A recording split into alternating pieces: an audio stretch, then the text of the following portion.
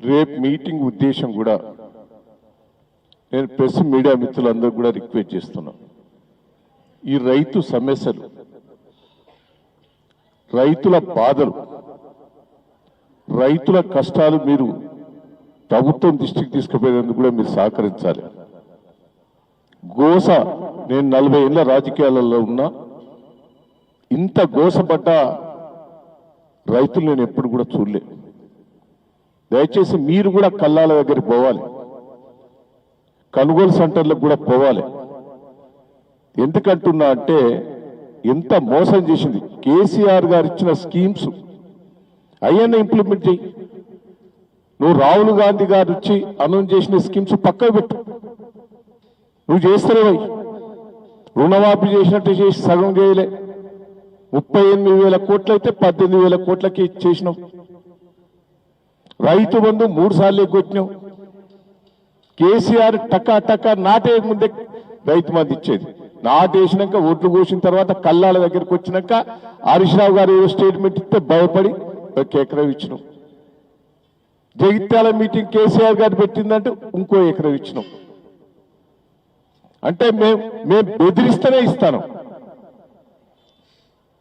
కేసీఆర్ గారు నాట్లే ముందే టకాటకా మొత్తం రైతు బంధు ఇచ్చాడు.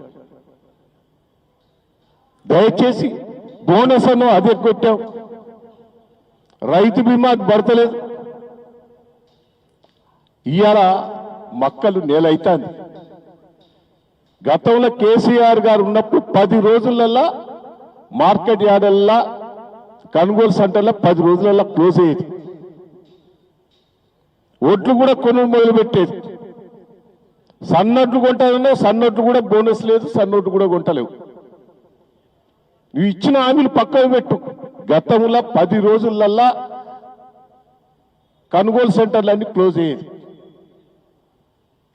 నేను ఒకటే చెప్తున్నా, గన్నీ బ్యాగ్స్ ఎక్కడ లేవు, కాంటాలు ఎక్కడైతే లేవు, ట్రాన్స్పోర్ట్ లేదు, గోదాం లేవు. గతంలో మీ ఎమ్మెల్యేల మంత్రులం 3 నెలల ముందే రివ్యూ చేసి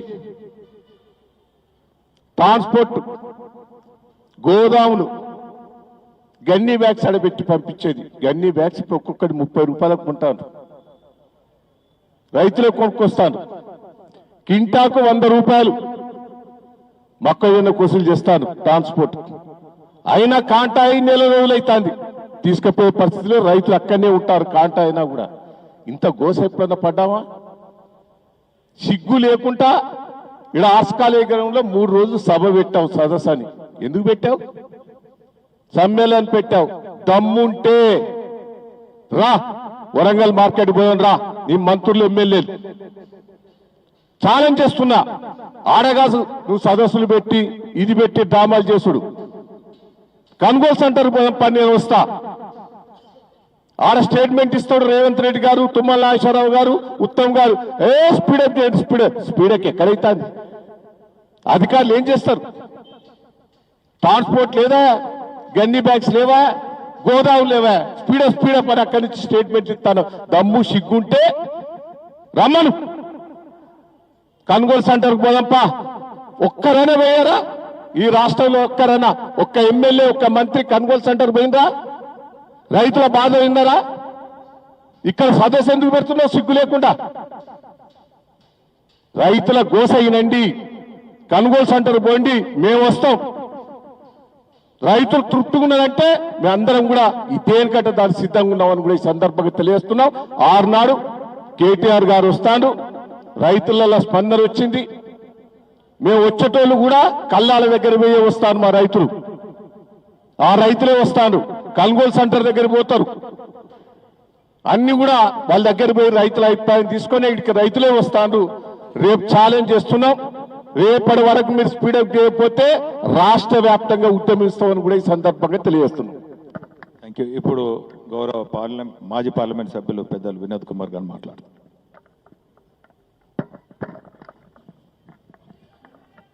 పత్రికా మిత్రులకు అందరికీ నమస్కారాలు.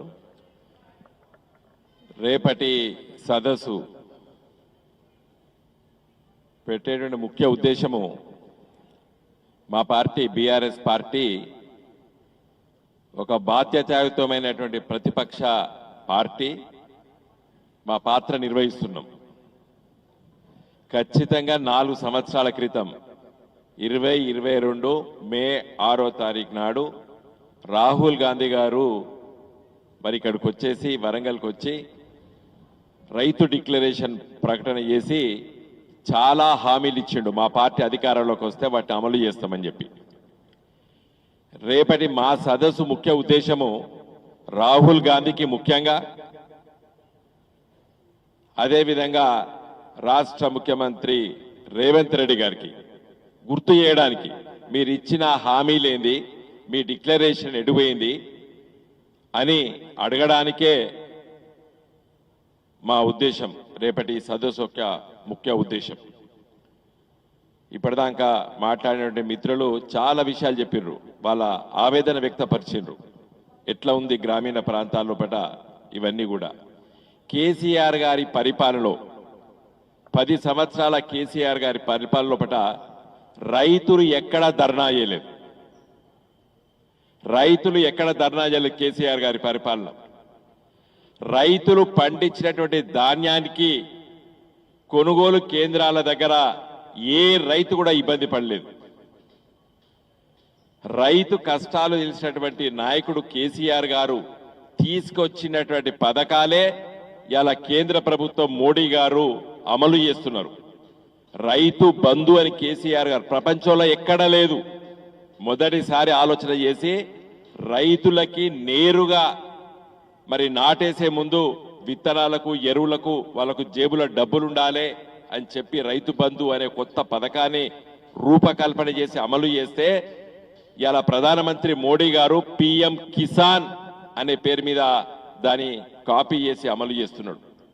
కేసీఆర్ గారు ప్రతి గ్రామీణ ప్రాంతాల్లో ప్రతి రైతు కుటుంబానికి మంచినీళ్లు ఇవ్వాలని చెప్పి మిషన్ భగీరథ మరి ఏర్పాటు చేస్తే ఇవాళ దేశవ్యాప్తంగా హర్ ఘర్ జల్ అని మోడీ గారు ఆ పథకాన్ని అమలు చేస్తున్నాడు.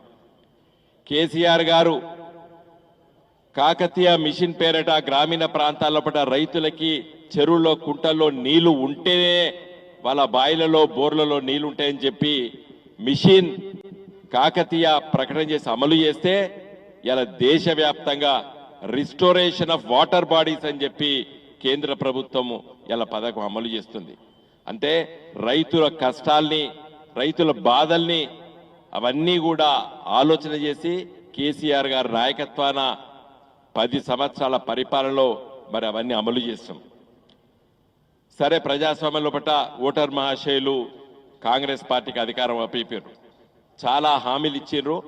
ఆ హామీలు ఒక్కటి కూడా నిలుపు దళ చేసుకోలేడానికి సిద్ధంగా లేడు రేవంత్ రెడ్డి, రాహుల్ గాంధీ. రేపటి సదస్సులో చాలా విషయాలు మరి కేటీ రామారావు గారు మాట్లాడతారు.